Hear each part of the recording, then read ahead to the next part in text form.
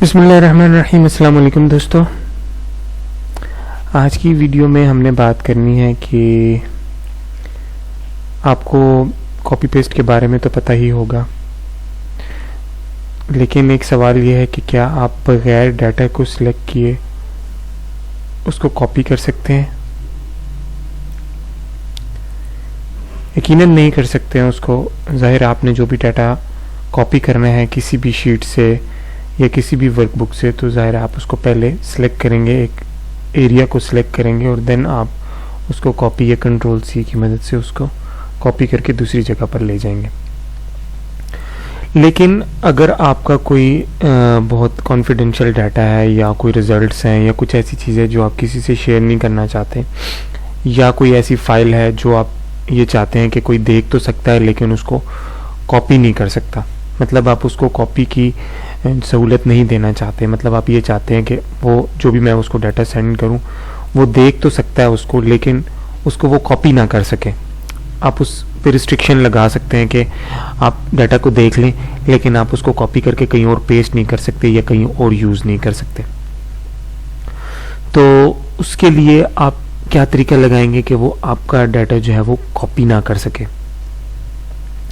तो उसके लिए एक्सेल के अंदर एक ऑप्शन दिया गया है जिसको यूज़ करके आप उसको जो है वो ये सहूलत उसकी ख़त्म कर सकते हैं कि वो आपके डाटा को कॉपी कर सके। तो कॉपी करने के लिए ज़ाहिर है सिलेक्शन ज़रूरी है, क्योंकि सिलेक्शन के बगैर तो आप कॉपी नहीं कर सकेंगे। तो हम उसकी क्यों ना सिलेक्शन ही ख़त्म कर दें कि डाटा ना सिलेक्ट होगा और ना ही कॉपी होगा। तो मिसाल के तौर पे ये डाटा है आपका और आपने किसी को ये फ़ाइल सेंड की है, तो आप ये चाहते हैं कि वो इस फाइल को बस देख ले, लेकिन इसके अंदर जो डाटा है वो डाटा कोई भी हो सकता है। मैंने तो ये रैंडम डाटा सिर्फ बात को समझाने के लिए लिखा है कि अगर ये डाटा आपने किसी को भेजा, आप ये चाहते कि बस वो इसको देख ले लेकिन इसको कॉपी करके कहीं और पेस्ट ना कर सके या इसको यूज़ ना कर सके, तो उसके लिए क्या करेंगे आप कि आप जो शीट है आपकी, यानी ये शीट 1 शीट 2, अब शीट 2 के ऊपर जहाँ पे ये शीट 2 लिखा हुआ है यहाँ पे राइट क्लिक करके प्रोटेक्ट शीट में जाएं। और प्रोटेक्ट शीट में जब आप जाएंगे तो यहाँ पर आपको ये 2 सेल्स जो हैं ये यानी क्लिक हुए हुए नजर आएंगे, इनके ऊपर टिक लगा हुआ है। आप ये दोनों टिक हटा दें। जब आप ये दोनों टिक हटा देंगे तो आप सिलेक्शन से बाहर आ जाएंगे, मतलब ये select locked cells and select unlocked cells. Locked cells और अनलॉक्ड सेल्स भी क्या होते हैं ये भी मैं नेक्स्ट वीडियो में बात करूंगा, लेकिन अभी के लिए कि हम इसके ये दोनों टिक हमने हटा दी और मैंने इसको ओके कर दिया।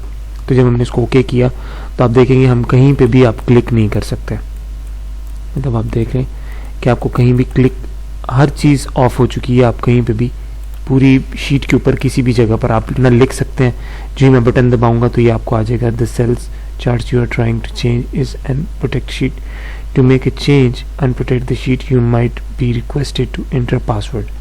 ओके, मैंने पासवर्ड नहीं डाला, आपको पासवर्ड डालने की भी सहूलत मिल सकती है, वहाँ पे है आप वहाँ पे पासवर्ड डाल सकते हैं। लेकिन पासवर्ड डालते हुए एक बात का ख्याल रखना कि जब आप पासवर्ड डालेंगे तो वो पासवर्ड अगर आप भूल गए तो आप उसको रिट्रीव नहीं कर सकेंगे, वो किसी भी तरीके से वो पासवर्ड आपको दोबारा नहीं मिलेगा, आपका डाटा लॉस हो जाएगा। इसलिए जब भी आप एक्सेल की किसी शीट के ऊपर पासवर्ड डालेंगे तो आपने बहुत एहतियात से डालना है, तो उसका पासवर्ड आपने याद रखना है, वरना आपका सारा डाटा लॉस हो जाएगा, क्योंकि आप उस पासवर्ड को भूलने के बाद रिकवर नहीं कर सकेंगे। कोई भी ऐसा सॉफ्टवेयर नहीं है जो आपको उसका पासवर्ड रिकवर करके दे दे।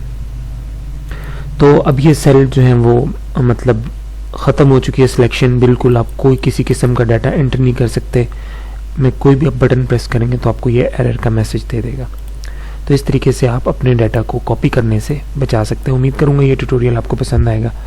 अगर पसंद आए तो आप इसके ऊपर थम्स अप लाइक कीजिएगा। अगर पसंद ना आए या आपकी कोई और राय है तो आप इसको डिसलाइक कर सकते हैं या कमेंट सेक्शन में अपनी राय का इजहार ज़रूर कर सकते हैं। आपसे नेक्स्ट वीडियो में मुलाकात होगी, तब तक अपना ख्याल रखिएगा। अल्लाह हाफिज़।